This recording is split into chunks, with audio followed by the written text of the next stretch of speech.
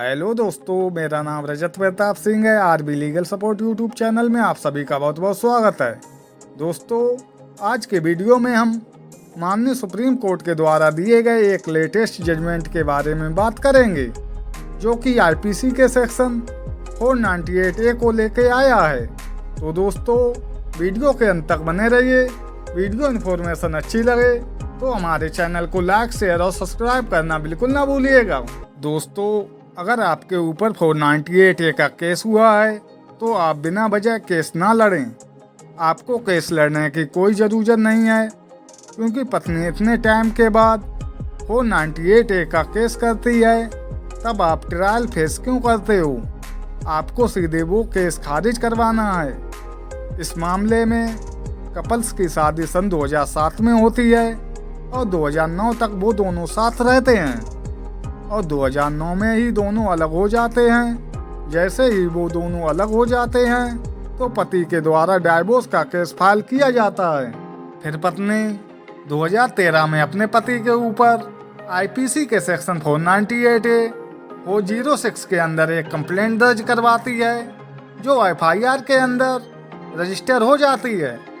फिर पत्नी स्त्रीधन की लिस्ट भी देती है, जिसमें पत्नी ये डिमांड करती है कि ये सारा स्त्रीधन मुझे पति पक्ष से मिलना चाहिए।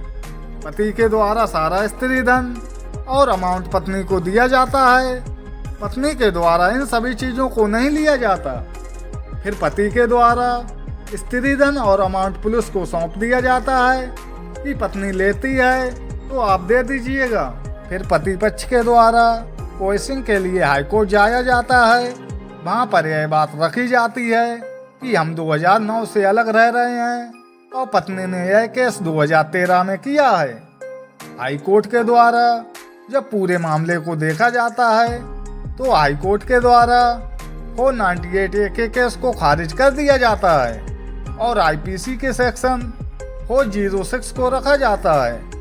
पत्नी ने 406 के तहत आरोप अपनी सास पर लगाए थे कि मेरी सास ने स्त्रीधन रख लिया है। अब पत्नी की सास के द्वारा मामले को सुप्रीम कोर्ट में चैलेंज किया जाता है।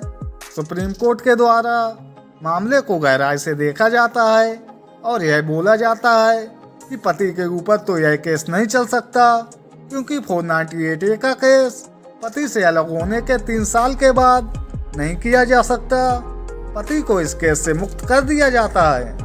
साथ ही माननीय सुप्रीम कोर्ट के द्वारा यह कहा जाता है कि जो पति की मां के ऊपर आरोप लगाए गए हैं, जब पति ने डाइवोर्स का केस फाइल किया तो उसमें स्त्रीधन का कोई भी जिक्र नहीं किया गया। इसमें पति की कोई भी गलती नहीं है। पति ने कभी भी स्त्रीधन देने से मना नहीं किया। पति ने तो स्त्रीधन पुलिस को सौंप दिया है, लेकिन पत्नी के द्वारा ही नहीं लिया गया। और आईपीसी की सेक्शन 406 पत्नी की सास से भी हटा दी जाती है और यह फैसला पति के पक्ष में कर दिया जाता है। इस जजमेंट का लिंक आपको वीडियो के डिस्क्रिप्शन बॉक्स में दिया गया है। आप वहां पर जाकर इसे डाउनलोड करके पढ़ भी सकते हैं। तो दोस्तों, यह वीडियो यहीं पर समाप्त करते हैं। मिलेंगे एक नई वीडियो के साथ, तब तक के लिए जय हिंद।